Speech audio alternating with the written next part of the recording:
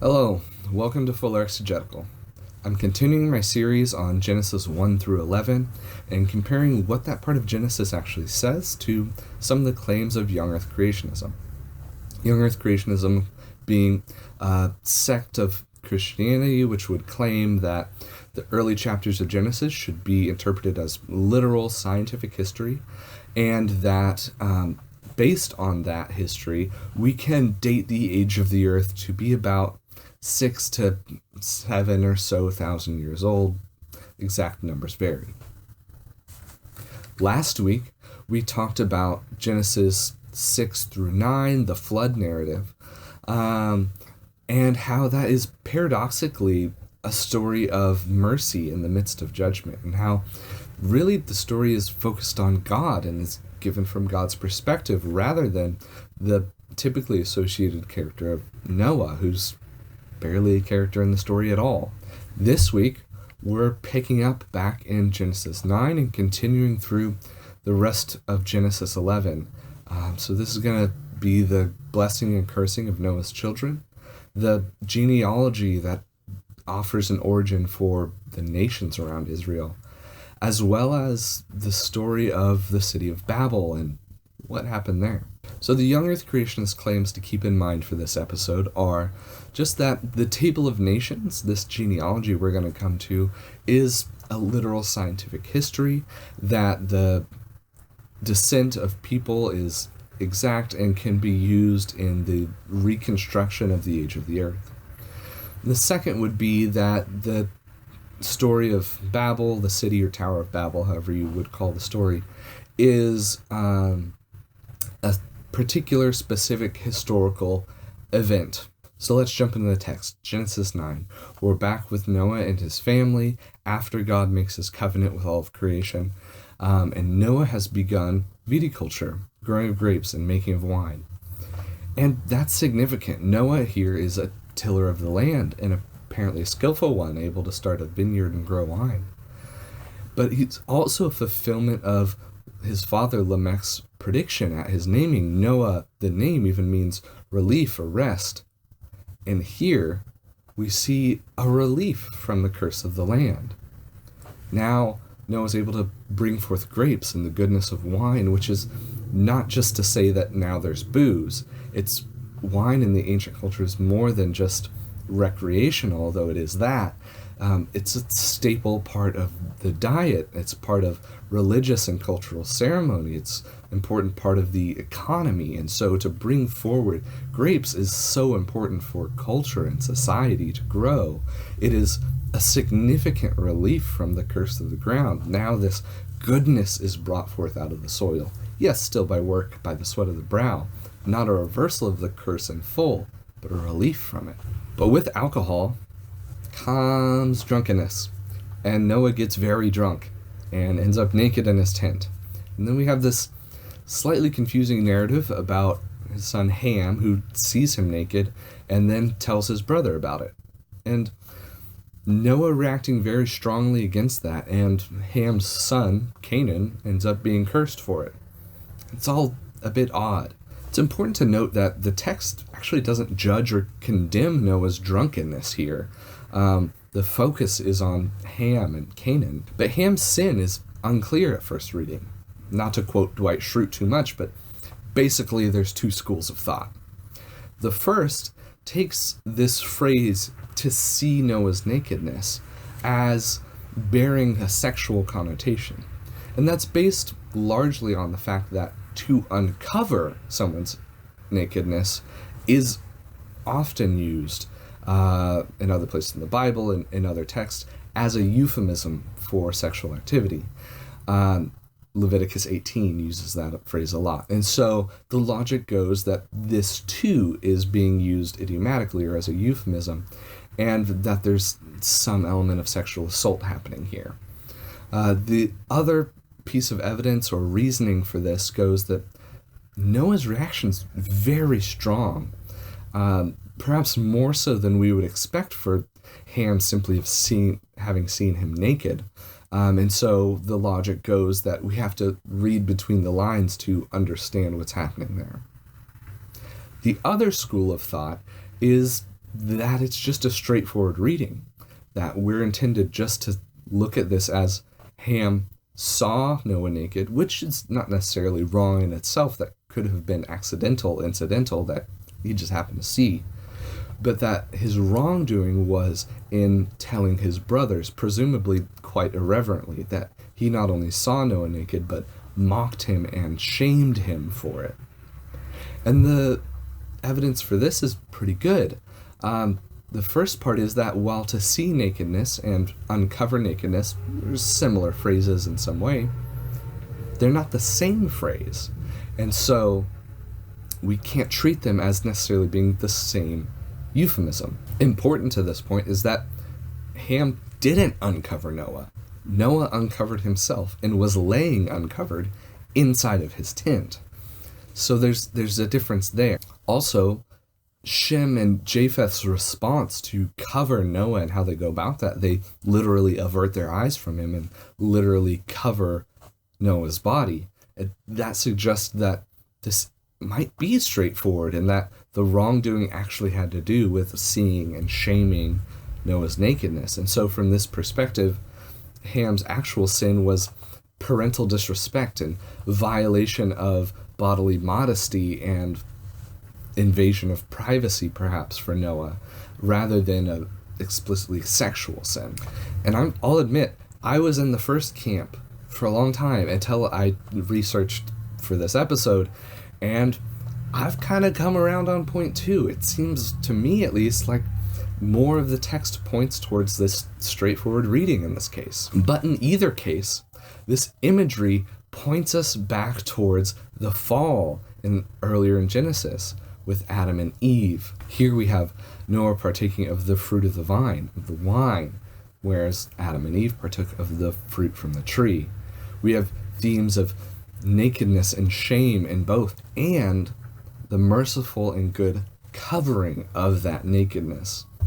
In the fall narrative with Adam and Eve, God covers Adam and Eve's nakedness. Here we have Shem, the progenitor of Israel, and his brother Japheth, who act righteously to cover Noah's nakedness. So we just had a sort of recreation story in the flood, and now we have this re-fall story here with the blessing and cursing that's about to come. It goes along with what God said after the flood. The heart of humanity hasn't changed. Sin and evil still exist, and we're seeing that play out here. After Ham's actions, however you view those, Noah issues a curse, but not to Ham, to Ham's son.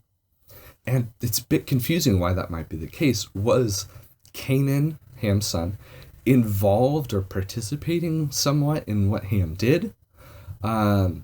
Is this some comment on the sins of the father carrying over for the son? Perhaps. But it's also important to remember that Israel's complex and antagonistic relationship with the other Canaanite nations begins to make this a bit clearer. This cursing offers an explanation for the difficulties in their relationship with those nations. It begins to set up history for what we're going to see in the chapters and books to come. And actually in Genesis 10, in the Table of Nations, that's a lot of what's going on. It's setting up what nations are going to be at play, how they relate to one another. It's setting up what we're going to see in the rest of the Old Testament. But having said that, and I don't want to get derailed too much, but there's so much baggage that has gotten tied up in this passage by very bad interpretation, and I do want to address that. And that is sometimes called the serpent seed. It is the idea that this passage somehow supports slavery or white supremacy or any number of other things. And it's simply not here. So first of all, Canaan, who is the one who's cursed, is not the father of any Egyptian or African nations. Canaan and the Canaanites are other Semitic people in the same area as Israel will be. The subjugation referred to in this passage, again, we are talking about a family and individuals. That's how they're being referenced here. But these people are also referring to the nations that will come from them. And the subjugation or servanthood or slavery here that we see is likely referencing national occupation or subjugation of a nation where, one nation will rule over another, and those types of ideas, more so than an explicit endorsement or prescription for slavery, especially in the sense of slavery as it played out in Europe and America. So any suggestion associating this passage with white supremacy or racism or slavery as supporting those things, it's simply not founded. It's bad interpretation. With that, we're moving into Genesis 10, the Table of Nations, as I've called it a couple times now. And what that wording means is just that while this is a genealogy of Noah's descendants from Noah's sons onward, each person, the names given here, are also functioning to represent nations. The names here are what's called eponymous. So yes, this is a person named Canaan, named whatever, but they're representing the nations and the ones that will come after them. And so this passage really is talking about how all these nations came about, how they spread and got to where they are, and how they relate to one another. Importantly, the way this passage relates different nations together seems to be more focused on their political relationships from the perspective of Israel rather than ethnic or linguistic relationships. A significant example of that is Canaan is lumped in with Egypt and the other Hamites rather than the other Semitic peoples, despite the Canaanite peoples having Semitic languages and culture and ethnically being closer to Israel than they are to Egypt. But politically, from this perspective, they're more related to Egypt. So with this in mind, we get Noah's three sons.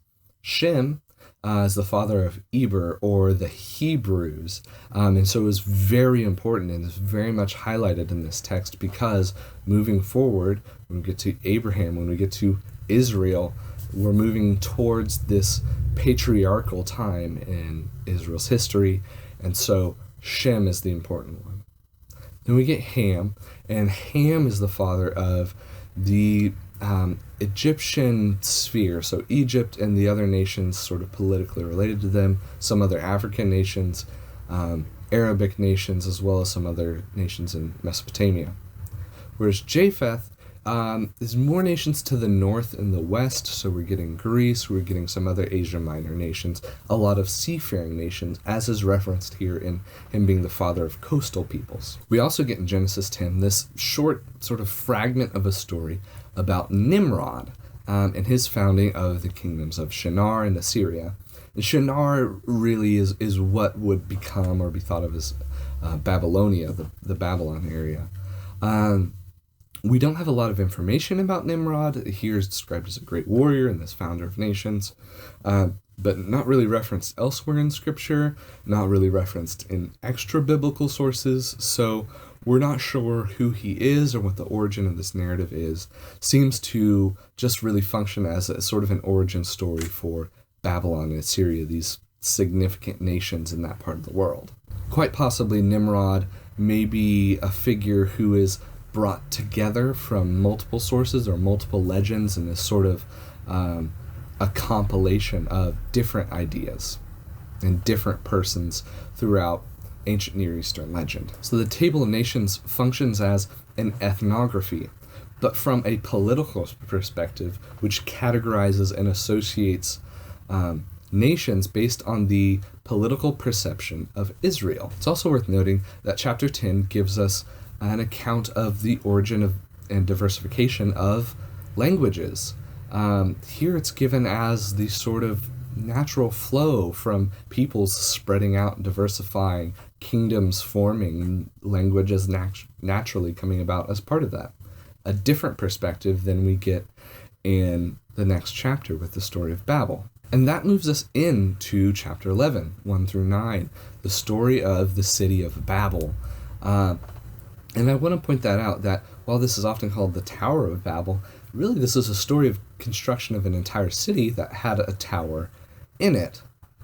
And it's a bit of an odd narrative because we have humanity all speaking one language, coming together, trying to build this city, and God taking issue with that and scattering them because of that. And it's not immediately clear what was wrong in what they were doing. Now, a lot of fantastical motivations have been assigned to the people of Babel by various people throughout time, that they were mounting an assault on the heavens or trying to usurp gods or set themselves up as gods. But the text actually tells us plainly what their motivation for building the city, for building the tower, were. And two motivations are given. One, to make a name for themselves, to glorify themselves and become great. And second is self-preservation, to, ironically, prevent themselves from spreading and being scattered across the earth. And that second motivation is key, I think, to understanding their transgression. God, at creation, and then again after the flood, offers this blessing, but also command to fill the earth, to spread across the earth. And here we have humanity gathering together in one place, building up walls around themselves and not spreading, trying to actively prevent themselves from spreading, become isolated, turning inward as a community and walling themselves in, to make a name for themselves and do all this, hoard humanity together, rather than spread and rule over the earth, to make themselves great, to build up their own name. And this reveals why they were scattered, why this punishment was given. That humanity chose not to spread on their own, they were then scattered and sent across the earth. And it becomes a very relatable human story in this sense. First of all, in the idea of pride and arrogance leading to the very thing that you were trying to prevent. By trying to not scatter, they were scattered. But also in the sense of seeing a community, whether that be a church or organization or just a group with a certain belief, turn inward on itself, to be an in-group that sees all else as the out-group, to try and maintain its integrity, but to an extent of seeing everything outside of itself as not enough, as the enemy. To see a group turn inward on itself like this, to wall itself in, and suddenly the group begins to fragment because this section, they aren't extreme enough. This section, they hold to that other belief, and each time fragmenting into smaller and smaller groups, walling themselves in, turning inward, trying to build a name for themselves as the true ones, or the people with truth. I think a lot of us have seen that kind of behavior.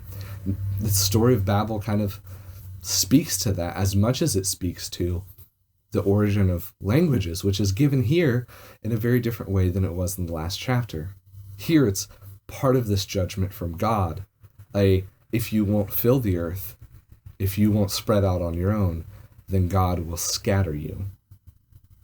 And that's what we're given here, is this dark and more painful origin for nations and languages than we just saw.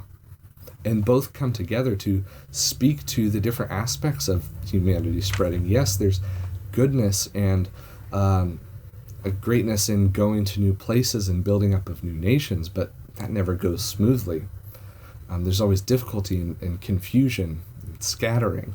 The rest of Genesis 11 really is a more focused genealogy moving towards Abraham and his descendants, moving us towards the patriarchal period, towards Genesis history, moving out of this sort of primordial and legendary time into more verifiable history. And Israel's specific particular story begins to emerge here. And that finishes off Genesis 11 and this early section of Genesis. That's all I have for this. I hope you enjoyed it. I hope you learned something. If you think I missed something or got something wrong, let me know. Next time, as I said, we finished Genesis 1 through 11, so we'll actually be going to the New Testament and looking at New Testament references to these early chapters of Genesis and what those may or may not say about the historicity of these early chapters of Genesis. So I hope you join me for that. I hope you enjoyed this. And as always, thanks for watching.